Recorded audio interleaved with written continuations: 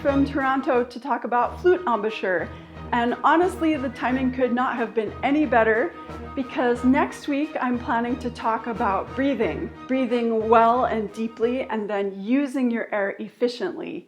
And these two topics of what you do with your embouchure and how you use your air are very connected. I have talked a bit in the past about flute embouchure, so I'll link to those videos. The ones that dealt most directly with this topic were understanding the low register, solving high register problems, flute dynamics overview, and then I think the one that's probably most helpful is vampire muscles and flute tricks. It was the Halloween episode. One thing about flute embouchure is that it involves this whole bunch of little muscles in your face. And so we're not going to talk specifically about what each little muscle does, but we're going to talk about some overall goals that you should have as a flutist that will improve your playing if you have not been thinking about them. Finding a flute embouchure is generally relatively easy. If you blow across a glass bottle or something and you get it to make a sound, that's a start. Then you just take the flute head joint and try to get a sound blowing across like you blow across a bottle. So you do want to come forward and then you find how you make the sound. But the first big goal here is that as you're finding your sound, or if you've had a beautiful flute sound for a lot of years, you still want to think about being as relaxed as possible. The biggest reason I think for this is that when you get nervous, you need a lot of energy, and you want to get that energy from your big, powerful muscles, not your little weak muscles. If you're used to controlling your flute sound using these muscles a lot, then when you get nervous, you're much more likely to have a shaky tone or other problems with your embouchure.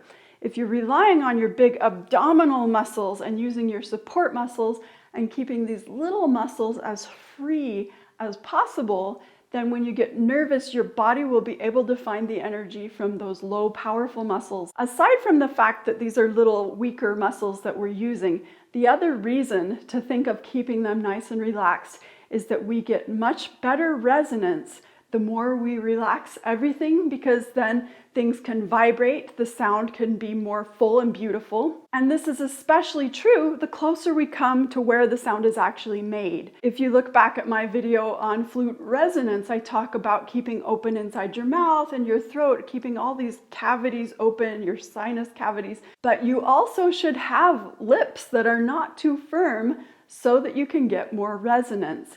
It's amazing all the different places we can hold tension in our bodies. And if I play with nice relaxed lips and then tense them up, you'll hear a big difference. Here's more relaxed.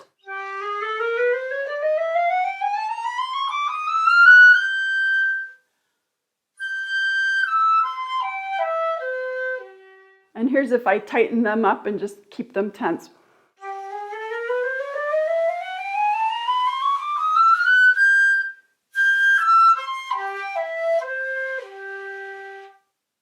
It sounds very similar to if I stuck my tongue up in my throat, but I did not. I just tensed up my lips. When you're working to be relaxed, don't be frustrated that there is a tiny bit of firmness that you need to maintain in your embouchure in order to direct the airstream between registers and also to focus your sound and get a nice focused tone.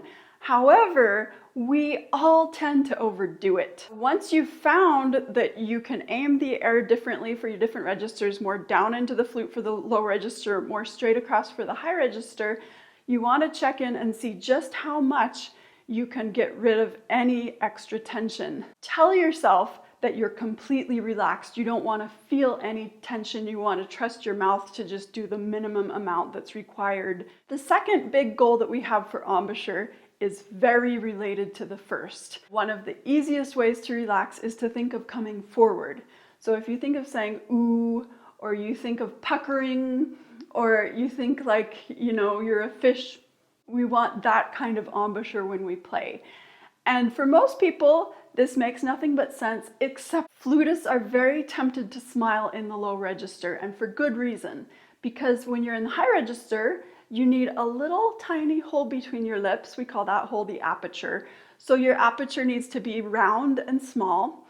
And as you go down, it does need to get a little bigger, not too much bigger, but it does get bigger. And also it needs to be a little more oval shaped rather than just round. Our bodies figure it out on their own that if we smile, it helps to make that little hole more oval. But we don't want to do that. It's tempting, but you don't want to move the corners of your lips. You want them to be very stable. One thing that helped me a lot in the past to find where I could just leave the corners of my lips was to play a note in the high or the middle register and drop the octave and watch in a mirror and not let the corners of my lips move at all. So if you're looking in a mirror and you've never tried this before, you may see that you smile a little bit if you drop down an octave like this. I can't even do it anymore. But what you want to do is just trust these little tiny muscles right here, right in the center of your embouchure to drop you down the octave and check in and make sure that nothing else around your lips is moving at all.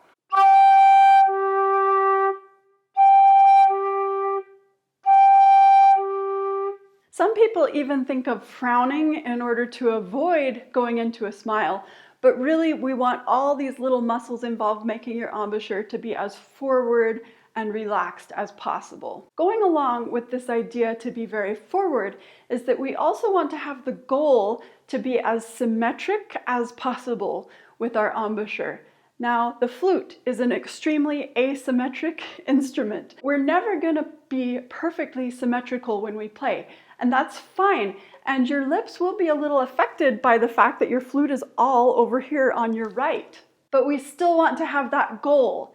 And here's why. I have to tell you why. Because there are many very accomplished, beautiful players who are pretty asymmetric. So you may look at them and think, well, then it's fine for me as well. But there's one important reason that always means it's better to be more symmetrical. And here's what it is. Say that you're blowing really out the side of your mouth like this, that you've formed an embouchure hole that's quite far to the right.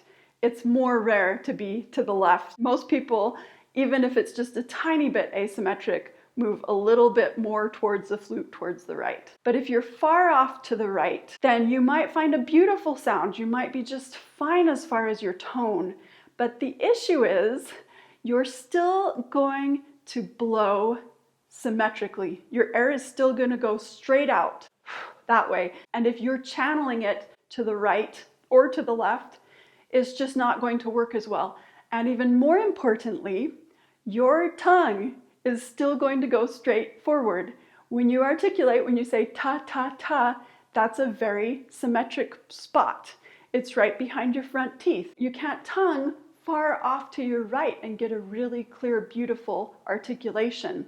So we want to have the goal of being symmetric in order to line up the hole between our lips with our airstream and where our tongue will be placed to get the very best, most clear articulation. The third big goal that we have with our embouchure is the one that most often gets overlooked, but it's very important, and that is to stay small with the opening between your lips. Don't let that opening get too big. Nearly all flutists who are not professional play with too big of an opening between their lips. There are two reasons this is important. One is that it's harder to focus your airstream and get a clean, clear sound if you have too much air coming out through your lips. But the other is that you're just going to use more air if that aperture is big. Say that your aperture is 3 times bigger than it really has to be. That means you're going to use 3 times as much air when you blow out. It's pretty simple physics. So fairly often I might be working with a flutist who tells me, I think my lungs are just really small, or I don't really know how to use them. And there are 2 things I look at right away. First thing I look at is how are they breathing in? Are they really filling up their lungs? And then the second thing is how are they blowing out through their lips? And almost every single time I will see that the hole in their embouchure is too big, so they're losing their air very quickly. So I have some tools here to help you determine if you can make your aperture smaller. The first tool is uncooked spaghetti. I often tell my students to imagine their air in a physical form, so it's not just some abstract thing that's coming out of your lips. If you imagine that your air is just one strand of uncooked spaghetti and there's no extra air around it, that can help you make a really small aperture. If you think of starting with your lips closed, and then someone just comes and pokes a piece of uncooked spaghetti through them enough to open them a tiny, tiny little bit, that will help you to feel what a tiny little aperture is like. The other tool is coffee straws. I like to give these out like they're candy. I like these because, of course, you can actually blow through them. And you can tell, blowing through these, that you're using almost no air. If you're used to playing the flute with an aperture between your lips that's too big, it can be very hard to figure out how to make it smaller. But if you get used to blowing through a coffee straw and you feel that your lips are really, truly, nearly closed, whenever I'm going to work on Debussy's excerpt, Prelude to the Afternoon of a Faun, which is kind of a challenge for us flutists to try to do in one breath, even though honestly in the orchestra setting, it doesn't matter that much, but it's a great test to see how we can do with the breath. When I'm going to work on that, I always get out a coffee straw and blow through it and remind myself just how small that opening between my lips can be and get a beautiful sound. And next week, we're going to talk about playing Prelude to the Afternoon of a Faun and breathing techniques to help make that a lot easier to play. The other way that I like to get myself and my students to play with a very small aperture derives from these tools that we've talked about. Picturing a teeny little piece of spaghetti coming through your lips or blowing through a little coffee straw.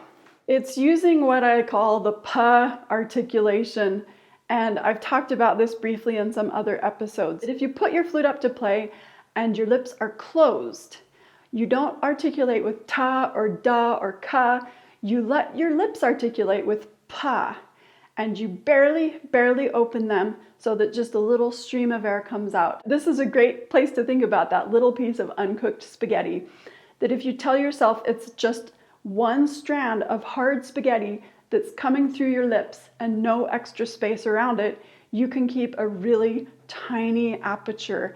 And I've had students with major breakthroughs doing this. It works especially well in the high register because up there you really can have a tiny, tiny aperture.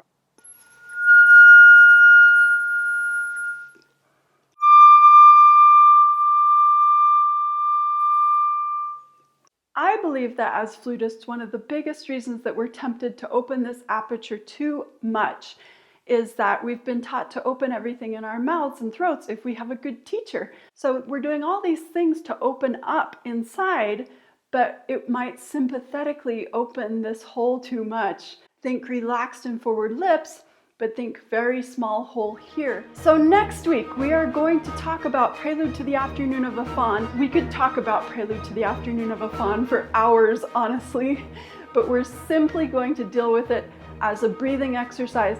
So take this week to become hyper aware of what you're doing with your embouchure, that it's relaxed and forward and that you're using a small aperture when you play. Once you've processed these ideas and lived with them and tried to make as many improvements as you can, then next week we'll use the Debussy Prelude to the Afternoon of a Faun opening solo to see just how much we can conserve air and play through the big long phrase without taking any breaths, and improve how we breathe and how efficiently we use our air after we've taken a successful, deep, huge breath. Have fun practicing!